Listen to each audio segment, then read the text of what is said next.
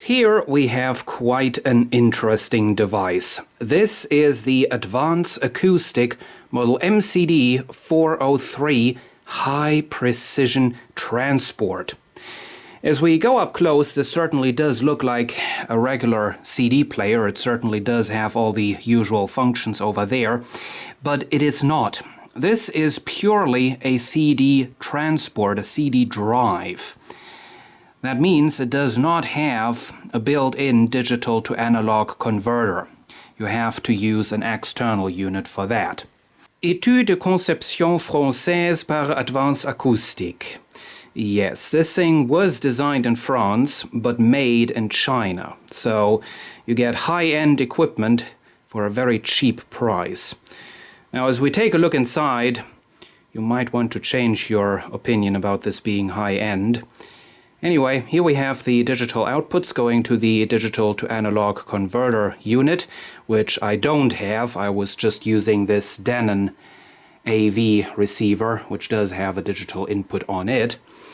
We also have a trigger output, and over here we have the power supply section. This is the unit with the top cover taken off. This is quite impressive. Very high quality materials, very good build quality. We have another cover in the center, covering the important parts. As you can see, we have 3 toroidal power supplies in here, transformers. But wait, there is one missing. Well, I'll explain that in a minute. So the transformers are over on this side. The rest of the power supplies are over here. Once again, very impressive. The highest quality linear power supply I've seen in quite a while. These are just some normal 7805 voltage regulators connected to some massive heat sinks. Instead of using some big filter capacitors, they just have these 1000 microfarad capacitors in parallel. So that gives them a very low ESR value. And now, the moment of truth. Let's take off the center cover and reveal the high-end CD drive itself. Wow, wow, wow, wow. Yep. As you can see, the most important component in this entire high-end device is a plasticky piece of thing. It's not too bad, but as you can see, lots and lots of plastic gears, nothing like the old Technics CD drives with the linear motor right there using magnets. It's mostly plastic. Really the only metal thing is the assembly that holds the laser in place. Now you may say, well, it's a CD. A CD is all digital, so it doesn't matter. Well, it does matter to some degree. Of course, the most important component is always the digital to analog converter. But the CD drive is an important component as well. Now, a decent CD drive should have jitter values below 100 picoseconds. That's what I read online in a test of this thing. Well, this all plastic drive thing only does 700 picoseconds. That's 7 times more than what is considered good. So yeah, that's really quite a disappointment right there. We have the control electronics over there, and then we have our board with the output jacks right there. So yeah, the center part is really quite disappointing, and so there definitely is a reason why they put this cover over it. Now, the question, what happened to the third transformer? Well, the story behind this thing is, I found this on eBay. The seller said it would not power on. And I did some research. I found that one of these had previously been sold in fully functional condition on eBay for a whopping €550. And since the seller of this thing was only asking $150, I said, okay, this should be a pretty good deal. Being made in China, it's probably going to be some bad solder joints in the power supply or something stupid like that.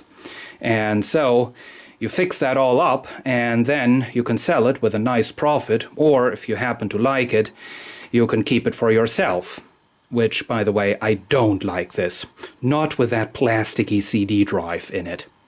Anyway, so after receiving this thing, I was quite disappointed because somebody had already been in here and all the connections in the power supply had been disconnected. It was really quite a mess. A lot of the screws were missing.